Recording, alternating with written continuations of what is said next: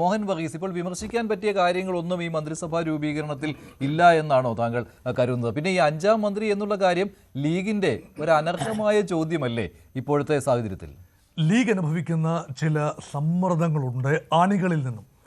അതായത് ഒരു പ്രസക്തി ഉണ്ടാക്കിയെടുത്തിരിക്കുകയാണ്. കാരണം മലബാറിലെ പ്രധാനപ്പെട്ട പാർട്ടിയായി ലീഗിനെ നിലനിൽക്കണമെങ്കിൽ ലീഗിനെ സപ്പോർട്ട് ചെയ്യുന്ന അല്ലെങ്കിൽ ലീഗ് എന്നും പറഞ്ഞ് മരിച്ചു നിൽക്കുന്ന ഒരു വിഭാഗം ആളുകളുണ്ട്, മുസ്ലിങ്ങൾ തന്നെയാണ്. അവർക്കിടയിൽ ഒരു സ്ഥാനം നേടിയെടുക്കാൻ കോൺഗ്രസ് വളരാൻ ആ രീതിയിൽ അനുവദിക്കില്ല. പണ്ട് ആര്യാടൻ മുഹമ്മദ് വളരാനൊരു ശ്രമം നടത്തി മലപ്പുറം ജില്ലയുടെ കിഴക്കൻ ഭാഗത്ത്. എത്രത്തോളം മുട്ടം വെട്ടിയാണ് ലീഗുമായി മുട്ടം വെട്ടി നിന്നാണ് കോൺഗ്രസ് പാർട്ടി ആര്യാടൻ മുഹമ്മദ് ആ ഒരു നിലമ്പൂർ വണ്ടൂർ മേഖലകളിൽ വളർത്തിയെടുത്തത് എന്നോർക്കണം. അവിടെ ഷാഫി പറമ്പിൽ ഉൾപ്പെടെയുള്ള മുസ്ലിം മുഖങ്ങൾ കോൺഗ്രസ് പാർട്ടിയിൽ വലിയ വളർച്ച നേടിയെടുക്കുന്നു. അപ്പോൾ അതുകൊണ്ട് മുസ്ലിം ജനസാമാന്യത്തിന് പിന്തുണ കോൺഗ്രസ് പാർട്ടിക്കും ലീഗിനുമായി ആ രൂപത്തിൽ വിഭജിച്ചു പോകുന്നതിനോട് ലീഗ് ഒരുപക്ഷെ അനുകൂലമായി പ്രതികരിക്കില്ല. അതുമാത്രമല്ല, മലപ്പുറത്തെ പാർട്ടി എന്ന നിലയിൽ നിന്നും മലബാറിലെ മൊത്തം പാർട്ടി എന്ന നിലയിലേക്ക് വളരണമെങ്കിൽ കോഴിക്കോട് നിന്ന് ഒരു MLA എങ്കിലും ലീഗിൻ്റെ MLA മന്ത്രിയാക്കണം. അല്ലെങ്കിൽ വയനാട് ഇല്ലായിരിക്കാം, അല്ലെങ്കിൽ കാസർഗോഡ് നിന്നും ഒരു MLA മന്ത്രിസഭയിൽ എത്തിക്കാൻ താല്പര്യമുണ്ടാകും.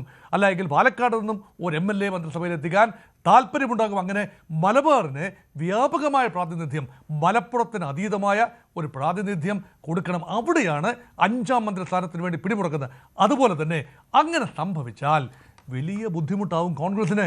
നോക്കൂ, കോൺഗ്രസിൻ്റെ മുസ്ലിം മുഖങ്ങൾ ഷാനിമോൾ ഉസ്മാനുണ്ട്, അതുപോലെ ഇവിടെ അൻവർ സാദത്തുണ്ട്, അതുമാത്രമല്ല ഈ വയനാട് നിന്ന് ജയിച്ചു വന്ന സിദ്ദിഖുണ്ട്. ഈ രണ്ടു പേരെയെങ്കിലും മന്ത്രിസഭയിൽ എത്തിക്കേണ്ട ഒരു ചുമതലയുണ്ട് കോൺഗ്രസ് പാർട്ടിക്ക്. എങ്കിൽ മാത്രമേ കോൺഗ്രസ് പാർട്ടിക്കും ഒരു മുസ്ലിം മുഖത്തെ അല്ലെങ്കിൽ ഒന്ന് രണ്ട് മുസ്ലിം മുഖങ്ങളെ മുന്നോട്ട് വയ്ക്കാനാവൂ. ഇതെല്ലാം പരിഗണിക്കുമ്പോൾ ലീഗിനെ സംബന്ധിച്ചിടത്തോളം ലീഗ് വല്ലാത്തൊരു വെട്ടിലാണ്.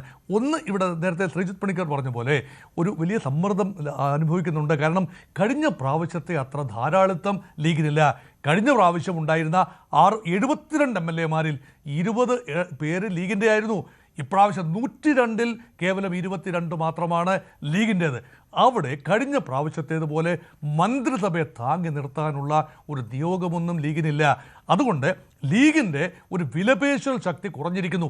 അതേസമയം തന്നെ ഏറെ പഴകി കേൾക്കാൻ സാധ്യതയുണ്ട്. കഴിഞ്ഞ പ്രാവശ്യം അഞ്ചാം മന്ത്രി സ്ഥാനത്തിന് വേണ്ടി ലീഗ് പിടിമുറുക്കിയത് കൊണ്ടാണല്ലോ ഉമ്മൻചാണ്ടി ഗവൺമെൻറ് വലിയ രീതിയിൽ വലിയ പ്രതിഷേധങ്ങളൊക്കെ കാണേണ്ടി വന്നത്. മറ്റ് സമുദായങ്ങൾ പലതും അകന്നു പോകേണ്ടി വന്നതിൻ്റെ സാഹചര്യവും ലീഗിൻ്റെ ഈ കടുംപിടുത്തമാണ്. ഒരിക്കൽ കൂടി പുത്തൂരിൽ തന്നെ കല്ലുകടി എന്ന രീതിയിൽ ആ രീതിയിൽ ബലം പിടിക്കാതിരിക്കേണ്ടത് ലീഗിൻ്റെ കൂടെ ആവശ്യമാണ്. അതുകൊണ്ട് ചെകുത്താനും ചെങ്കടലിനും ഇടയിൽപ്പെട്ട ഒരവസ്ഥയിൽ നിൽക്കുന്നു ലീഗ്. അത് എത്രത്തോളം ഇതുവരെ ലീഗിൻ്റെ ഭാഗത്തു നിന്ന് വേണ്ടാത്ത പ്രസ്താവന ഒന്നും തന്നെ വന്നില്ല. ഉപമുഖ്യമന്ത്രി സ്ഥാനമെന്ന് ഈ മുനവർ അലി ശിഹാബ് തങ്ങൾ ഒന്ന് പറഞ്ഞു വെച്ചു. അത് വളരെ മുൻപ്, തിരഞ്ഞെടുപ്പിന് വോട്ടെണ്ണലിന് മുൻപാണ്.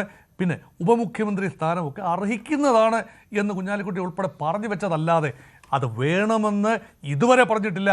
അഞ്ചാം മന്ത്രി സ്ഥാനമെന്നൊരു വാക്ക് ഉറച്ചു പറഞ്ഞിട്ടില്ല. അങ്ങനെയെങ്കിൽ നാളത്തേക്ക് തീരുമാനം മാറ്റിവെച്ചതിൻ്റെ പ്രധാന കാരണം ശ്രീ മഞ്ജുഷ്, യഥാർത്ഥത്തിൽ ഇന്നൊരു തീരുമാനമെടുക്കാൻ കഴിയുന്നില്ല. അതിനർത്ഥം അഞ്ചാം മന്ത്രിക്ക് വേണ്ടി ഒരിക്കൽ കൂടെ പ്രസ് ചെയ്യാനുള്ള സാധ്യത കാണുന്നു. നാളെ ഒരുപക്ഷെ അക്കാര്യത്തിൽ തീരുമാനമുണ്ടാകാനുള്ള സാധ്യതയുണ്ട്. ശരി, ശ്രീ ആനന്ദ് കൊച്ചുകൂടി, താങ്കളും ഇതേ നിലപാട് തന്നെ ഉള്ളതാണോ? ഇതേ വിലയിരുത്തൽ തന്നെയാണോ താങ്കൾക്കുള്ളത്? അഞ്ചാം മന്ത്രി ലീഗിന് കിട്ടുവാനുള്ള സാധ്യത കാണുന്നുണ്ടോ? ഇപ്പോൾ കുഞ്ഞാലിക്കുട്ടി ഇറങ്ങി വന്ന് പറഞ്ഞത് തീരുമാനമായിട്ടില്ല എന്നാണല്ലോ. അതിൽ 4 മന്ത്രിമാരേ ഉള്ളൂ എന്നുള്ളൊരു സൂചന വരുന്നുണ്ടോ?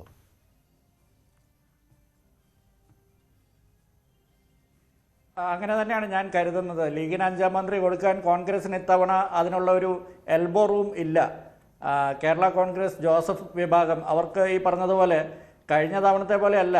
അന്ന് 2011-ൽ അവർക്ക് 9 MLA-മാരിൽ 2 മന്ത്രിസ്ഥാനം ഉണ്ടായിരുന്നു. ഇത്തവണ 7 MLA-മാരിൽ അവർ രണ്ടാമത്തെ ആളെ ചോദിക്കുന്നു. അപ്പോഴും അവർക്ക് 7 പേരുള്ള ഒരു പാർട്ടിക്ക് 1 മന്ത്രിസ്ഥാനവും 22 പേരുള്ള ഒരു പാർട്ടിക്ക് 5 കൊടുത്താൽ അത് നീതിയുക്തമായില്ലല്ലോ.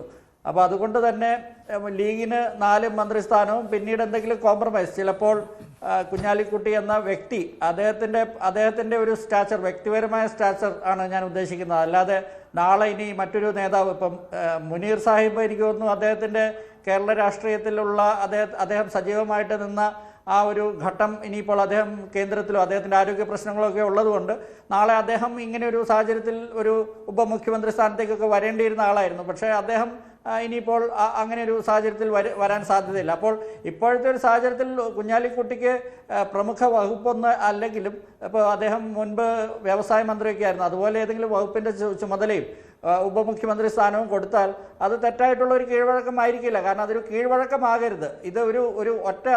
ഇതൊരു വൺ ടൈം ഇതായിട്ട് കൊടുക്കണം. അതായത് ലീഗ് പലപ്പോഴും അവർ സമ്മർദ്ദം ചെലുത്തുന്നത് ഞങ്ങൾക്ക് മുമ്പ് കിട്ടിയിട്ടുണ്ട്. ഇപ്പോൾ 2011 5 മന്ത്രിമാരെ കിട്ടിയിട്ടുണ്ട്, അതുകൊണ്ട് ഇപ്പോൾ അതൊരു കീഴ്വഴക്കമായി എന്ന രീതിയിലാണ് ലീഗുകാർ പറയുന്നത്. പക്ഷെ അത് ശരിയല്ല. അന്നൊരു പ്രത്യേക സാഹചര്യമാണ്, പല പ്രത്യേക സാഹചര്യങ്ങൾ അന്നുണ്ടായിരുന്നു. ഇപ്പോൾ അങ്ങനെ ഒരു സാഹചര്യമില്ല. അപ്പോൾ വേണമെങ്കിൽ കുഞ്ഞാലിക്കുട്ടിക്ക് ഉപമുഖ്യമന്ത്രി സ്ഥാനം കൊടുക്കാവുന്നതാണ്. അപ്പോൾ ഈ ചെന്നിത്തല ആഭ്യന്തരമന്ത്രിയായിട്ടുള്ള അദ്ദേഹം ഒരു പവർ സെൻ്ററായി മാറുന്ന ആ ഒരു കാര്യത്തെ ചെറിയ തോതിൽ സതീശനെ നെഗേറ്റ് ചെയ്യാൻ പറ്റും. കാരണം അല്ലെങ്കിൽ പിന്നെ ഈ സതീശൻ മുഖ്യമന്ത്രിയും ചെന്നിത്തല ആഭ്യന്തരമന്ത്രിയുമായിട്ട് 2 ധ്രുവങ്ങളിൽ 2 പവർ സെന്റേഴ്സ് എന്ന രീതിയിൽ. കൂടുതൽ വാർത്തകൾക്ക് News 18 Keralam YouTube channel subscribe ചെയ്യുക.